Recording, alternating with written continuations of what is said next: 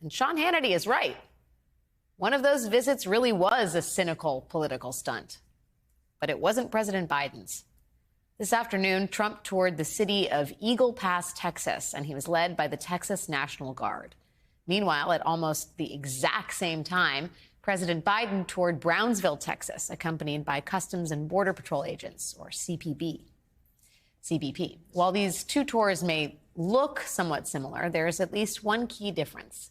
Customs and Border Patrol is actually in charge of border security. The Texas National Guard, on the other hand, is not. So Trump is effectively just cosplaying here. And when it came to their actual speeches, Trump and Biden could not have been more different. President Biden talked about the need for more immigration judges to clear the asylum backlog.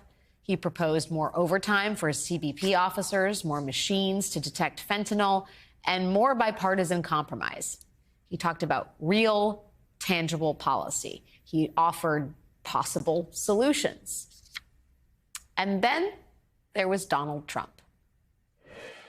Now the United States is being overrun by the Biden migrant crime. It's a new form of vicious violation to our country. It's migrant crime. We call it Biden migrant crime.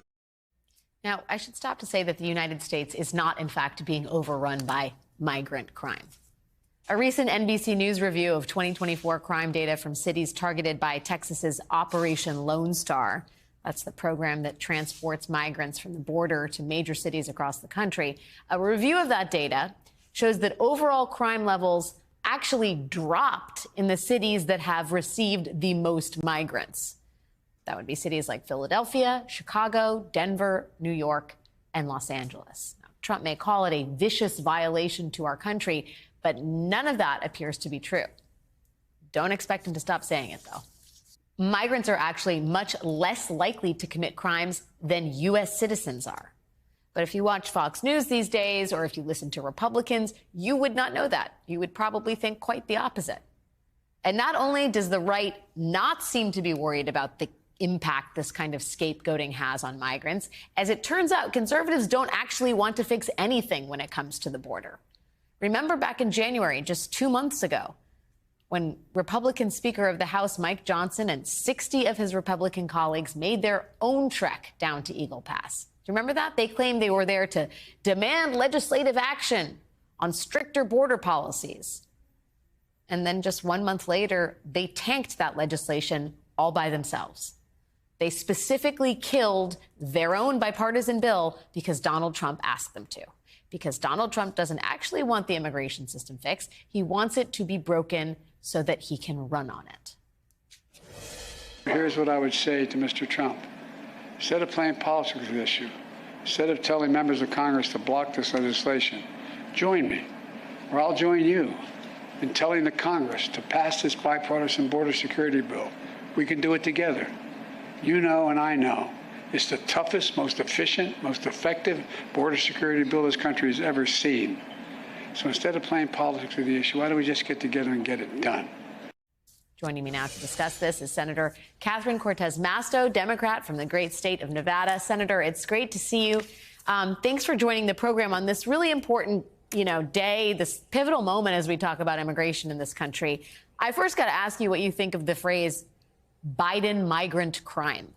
Well, it's just ridiculous. It's typical what former President Trump has always done, even in 2016, to make up information, lies, talk about what's happening at the border when it's really not. And Alex, I think that's why it's important for people to really know the facts. And it was important for me, for that reason, to go down to the border. I went to the Tucson region. I was at Nogales. I was the Ajo Station, Lukeville, to talk with the Border Patrol agents and the customs agents. The same thing that President Biden has just done. And if you actually sit and talk to the agents on the border, you will learn that they need more resources. They're underwhelmed, right? And they're understaffed. They're overwhelmed. There's so much happening there. And for that reason, I supported that bipartisan legislation that you talked about, the Border Security Act, because it had all of the information in there, all the resources that we needed to secure the border. And it's why President Biden worked.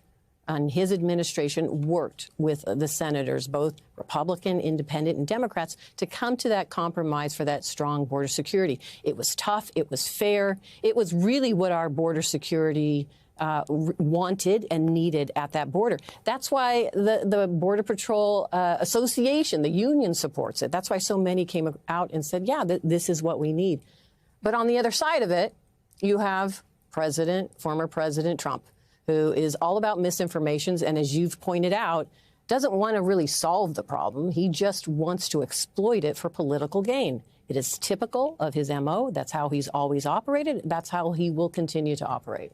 Yeah, I do wonder, though, if you think in some ways Trump has managed to move the goalposts here a little bit and has entreated Democrats to join him in effectively, if not outright vilifying migrants, but it seems like in all the talk of locking down the border, there's been something lost in terms of understanding the humanity of these people. I mean, there are headlines about children sheltering in porta potties down at the border. They're suffering from hypothermia. They're hungry. I think starvation is being used in some cases.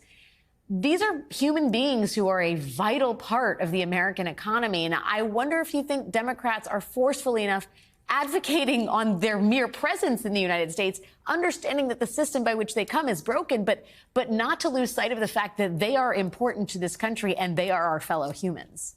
Well, Alex, you're right. A couple of things here, right? We want to secure the border. We need to make sure there's resources there. There's fentanyl coming across the border. There's illicit drugs that we need to stop. They're coming into my community in Nevada. They're coming across the country.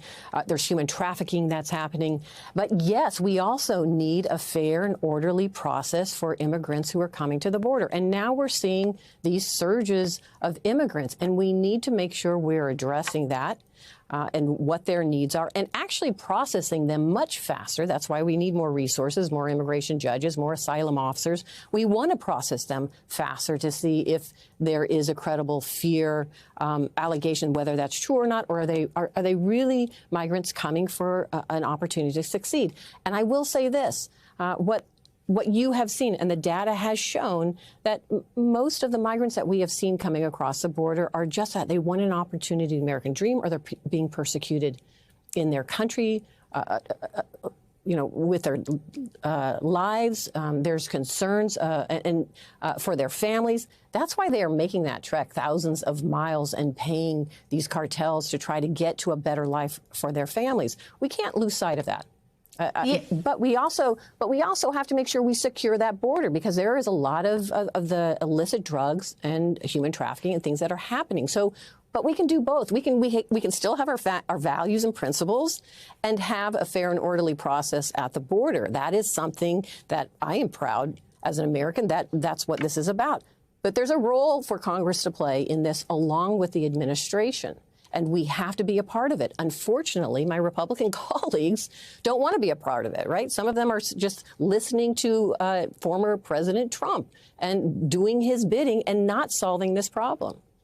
If it makes you feel any better, I have already put evac on alert. He's ready to go if it comes to that. General, I can assure you. Hey, General, let me into the war room to see you, so I had to hack my way onto this frequency. This better be critical, Wheelie. Sir, come on, what is it not, please? Okay, couple of things. I'm running low on the dough. I was thinking about taking a couple of months sick leave, maybe starting today. And, oh yeah, I intercepted a transmission from Megatron. Then send it through. Yes, sir, right away, sir. And so I was so dang weird going on the other stuff. This is your last warning, insects. Relinquish what remains of the Allspark. So who's the insect? You? What? Who's the insect? Protect you. They were defeated on our world, and we will defeat them here. This was just a diversion. Security, make bring up. Rabbit, she's already inside. Deeds! Give me an update on that reserve. Boss readiness. What was his name? What was it? Evac, sir. Evac.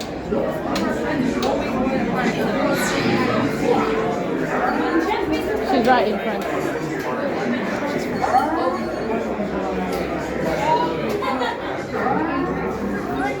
We're facing a heavy sustained attack.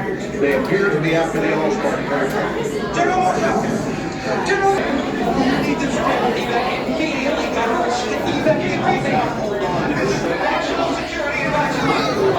Stand down. Check it out. The celebration for the amateurs suicide mission.